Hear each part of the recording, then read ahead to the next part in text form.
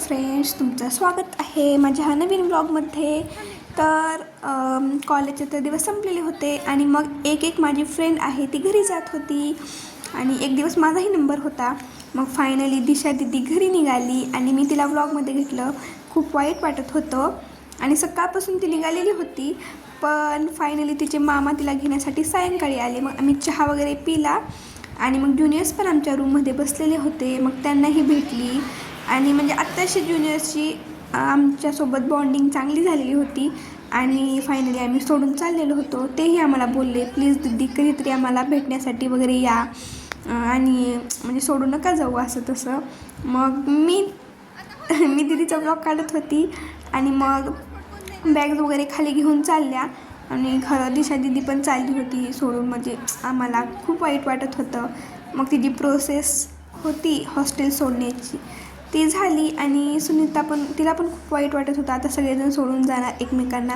ती दिवसभर रडतच होती आणि मग आमचा स्नॅप वगैरे काढून झाला.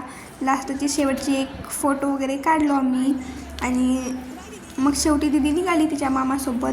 आणि तुम्हाला माहिती आहे का, दिदी जाईपर्यंत मी तिचा व्हिडिओ बनवत होती, स्नॅप काढत होती, सुनीता वगैरे स्नॅप काढत होती.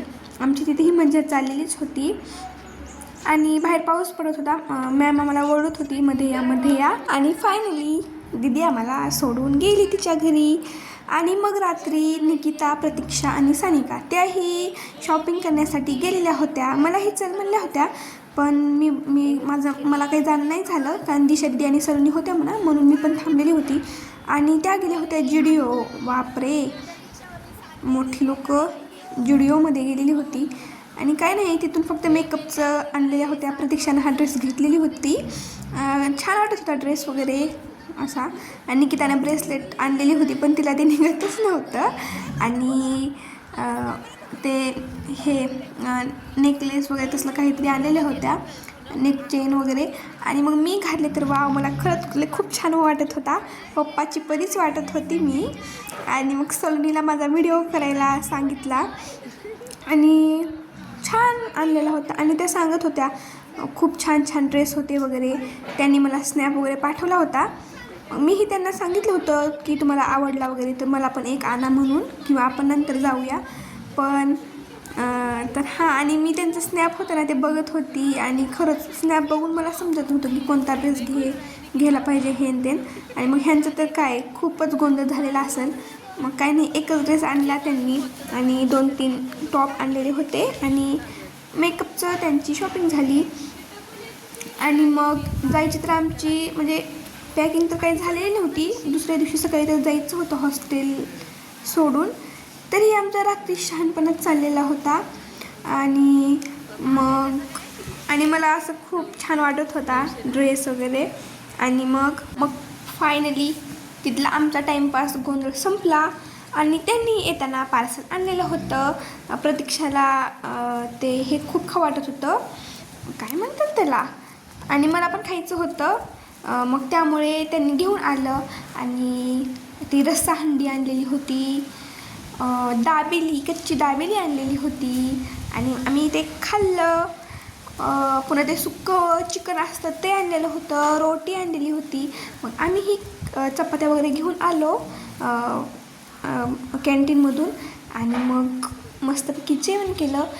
आणि जेवण केल्यानंतर रात्री 10-11 वाजता मग आम्ही तयारीला लागलो पॅकिंग करायच्या. तर तिथेही सानूच्या शहाणपणात चाललेला होता. जे सापडलं ते बघत बसलेली होती लहान बाळांसारखं, लहान छोट्या मुलांसारखं. आणि प्रतीक्षा निकिता सिरियस काम करत होत्या आणि माझं तर काही झालेलं होतं. आणि सलोनी आपलं बाथरूममध्ये जे उरलेले भांडे होते, खूपच खराब झालेले होते, ती घासत बसलेली होती. आणि बघा तुम्हीच, आम्ही एवढे कपडे धुतलेले होतो, सगळ्यांचे कपडे एवढे पडलेले होते ना. आणि उद्या तर जायचं होतं, बाहेर पाऊस पडत होता, तरी पण आम्ही टाईमपासच करत बसलेलो होतो, हे तुम्हीच बघा. आणि सलोनी तर 2 तास झालं तिचं आवरत बसलेली होती, तरी पण काही नाही झालं. मग मी माझे डॉक्युमेंट्स घेऊन बसले. सरांनी सांगितलं होतं जे डॉक्युमेंट्स नाही आहेत ते मला सांगा, मी तुम्हाला देईन म्हणून. म्हणजे सर्टिफिकेट वगैरे कशाचे नाही आहेत, जे आहेत ते नाही आहेत ते सांगा.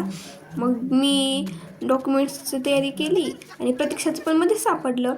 मग सलोनीचं काही होतच नव्हतं, म्हणून मी म्हणले जातं तुझं लय झालं, आता मी माझं कपाट आवरते. मग बॅग वगैरे भरल्या, म्हणजे जागा तर नव्हतंच तिथं बसायला, सलोनीच्या सगळ्याकडे पसारा पडलेला होता. मग तिच्यासोबत मजा करत भांडण करत मग मी माझं आवरून घेतलं. आणि तरी पण सलोनीचं काय शेवटी झालंच नाही, माझं झालं पण सलोनीचं काही नाही झालं. आणि मग त्यानंतर मी माझा फोन सानूकडे दिला की व्हिडिओ बनवण्यासाठी बनव म्हणून. आणि तीही अशीच बसलेली होती, आमचा व्हिडिओ बनवत बसलेली होती. आणि सलोनी तरी पण काय उठतच नव्हते, तिचं होतच नव्हतं. निकिता पण निवांत बसलेली होती, तिचं आवरायचं होतं, तरी पण मोबाईल बघत बसलेली होती. आणि मग त्यानंतर मी आवरताना मला मेकअपचं सापडलं आणि मग मी बसलेली मेकअप लिपस्टिक वगैरे हे ते सानूला सांगत. आणि नंतर प्रतीक्षा माझ्या मध्ये करत होती, मग त्याला लय ओरडली मी. आधीच तर सलोनी तसलं करत होती आणि मध्ये प्रतीक्षाचं चाललेलं होतं. मग प्रतीक्षानं पण आवरायला घेतलं. आणि मग आमचं आवरून झालं, कसं तरी माझं आवरून झालं, प्रतीक्षाचं झालं, तरी पण सलोनीचं होत नव्हतं आवरून. मग टाईमपास करत बसलेली होती. आणि मग त्यानंतर कसं तरी आवरलं फायनली, तरी पण खूप काम बाकी होतं. आणि मग रात्रीचे 10-11 तरी वाजलेच असं, तरी पण आमचा गोंधळ चाललेला होता. मॅडमने खूप ओरडली. आणि बाय, भेटूया सेकंड ब्लॉगमध्ये.